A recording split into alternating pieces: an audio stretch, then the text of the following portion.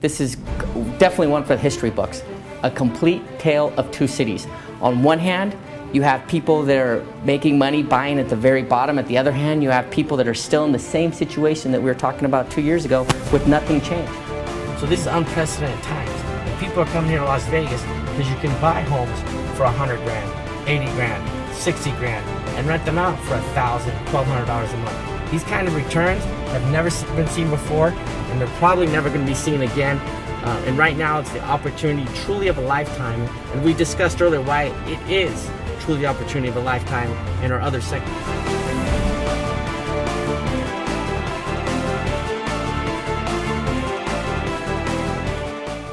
Hi, I'm Kendall Trotter. And I'm Steve Hawks. Thanks for tuning in with us today.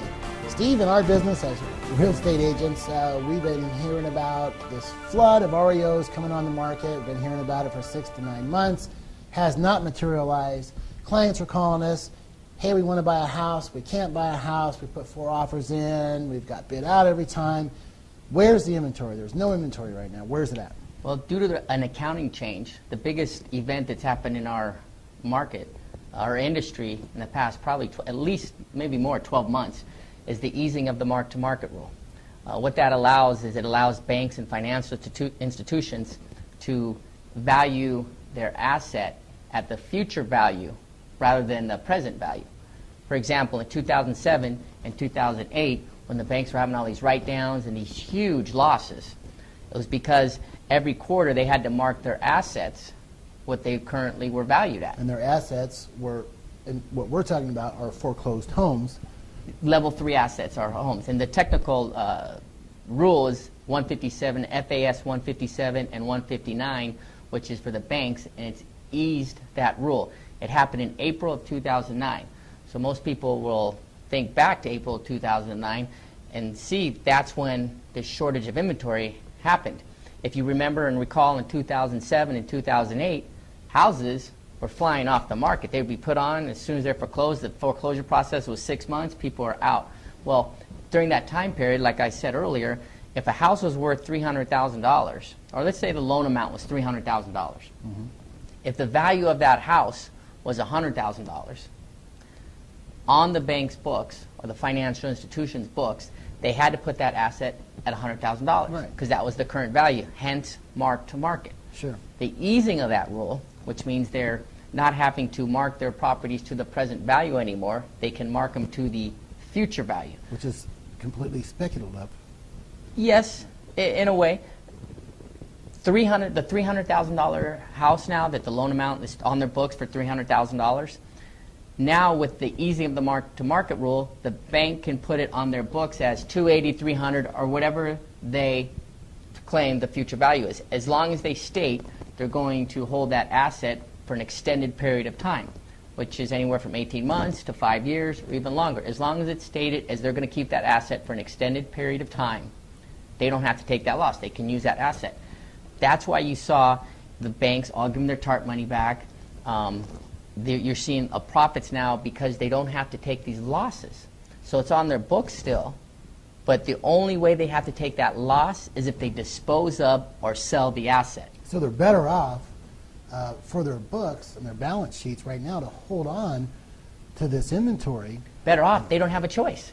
They can't, if they flood the market, regardless of any other factor, if they flood the market, they have to take all those losses right away. Right. Which means they got to get more money from the government, they got to raise more capital, which we saw what happened when they did that. So this easing of these rules allowed them to do it. Some people agree with it, some people don't. Either way, it stabilized our financial institution. Long term is yet to be seen. But for the time being, it stabilized their losses and it allows them to have calculated losses. Now every quarter, the banks can say, okay, we can sell these many houses because we've raised that much money or we have made this much money. That's one reason why the Fed has given 0.25 to the banks at the discount, so now they can lend the money and make money, and hence they're making billions of dollars to cover some of these losses on their assets. We'll see how long that can go, but as far as releasing in this flood of inventory, knowing this rule and knowing that the ease of the mark-to-market rule is in effect, until that rule changes, we can't have a flood because they have too many losses.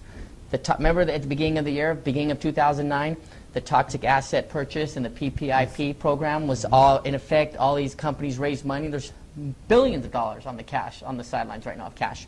Well, those programs have been put on hold because if those programs go into effect, the banks have to take the losses right then, Right.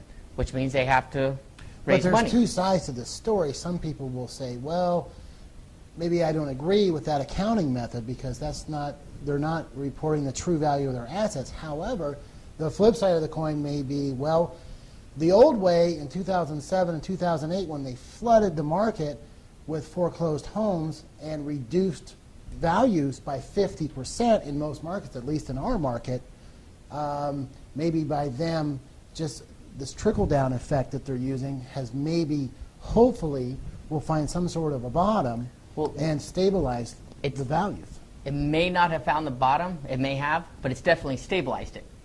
The banks Right. are giving TARP money back. On the other hand, there's other companies that raised all this money to buy these assets, and now their business model is pretty much worthless right now. Right. Because these banks, even if they wanted to, couldn't sell these assets because they would take too much of a loss. So basically, from what you're saying is, things, if they wouldn't have changed the accounting rules, the financial institutions would be in much worse shape on the books right now than they currently are.